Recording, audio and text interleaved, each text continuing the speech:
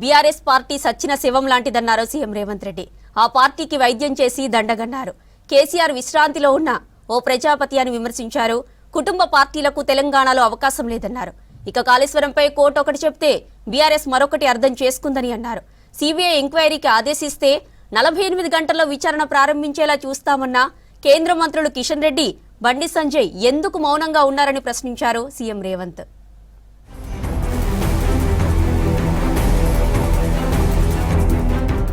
BRS party చచ్చిన శవమన్నారు CM Revanth Reddy. చనిపోయిన శవానికి వైద్యం చేస్తే వృధా అన్నారు.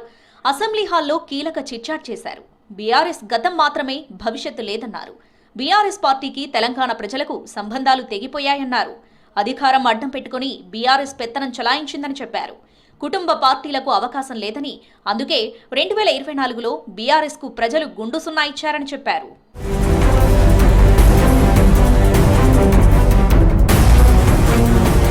కేసీఆర్ విశ్రాంతిలో ఉన్న ప్రజాపతి అని విమర్శించారు రేవంత్. కేసీఆర్ వారసత్వ సంపద కోసమే కేటీఆర్ చెడి కొట్టుకుంటున్నారని విమర్శించారు. పంపకాల గొడవలు మాపై రుద్దాలనే ప్రయత్నాలు చేస్తున్నారని ఆరోపించారు రేవంత్. కేసీఆర్ చనిపోతే తనకేంటని, వారి ఆస్తులు గాని, ఫామ్ హౌస్ గాని తనకు రాదన్నారు. అయినా కేసీఆర్ హెల్దీగా ఉండాలనే తాను కోరుకుంటానని చెప్పారు రేవంత్.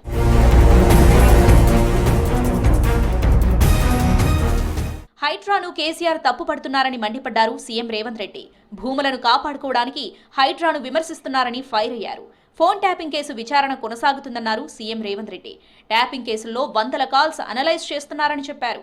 ఫార్ములా ఈ రేస్లో ఛార్జ్షీట్ వేశామని, అరవింద్ కుమార్ని సస్పెండ్ చేశామన్నారు సీఎం.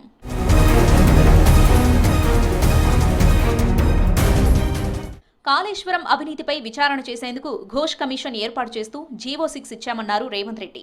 ఇది చట్టవిరుద్ధమని బీఆర్ఎస్ నేతలు కోర్టుకు వెళ్లారన్నారు. సెక్షన్ 3 ప్రకారం విచారణ కమిషన్ ఏర్పాటు చట్టబద్దమని కోర్టు చెప్పిందన్నారు రేవంత్. నివేదిక ఆధారంగా చర్యలు తీసుకోవద్దని మాత్రమే కోర్టు చెప్పిందన్నారు. ప్రాజెక్టు సందర్శనకు ఎన్డీఎస్ఏ చైర్మన్ వస్తే బండి సంజయ్ తప్పుబట్టడం ఏంటని ప్రశ్నించారు రేవంత్. ఆయనపై చర్యలు తీసుకుంటుందా అని ప్రశ్నించారు.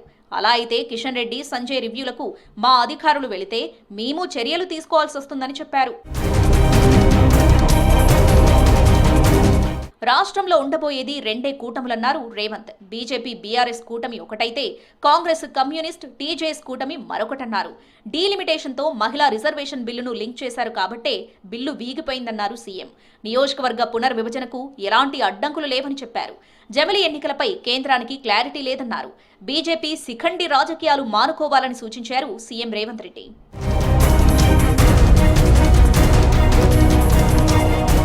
కేసీఆర్కు చిత్తశుద్ధి ఉంటే కవిత మాట్లాడిన వాటికి సమాధానం చెప్పాలన్నారు రేవంత్.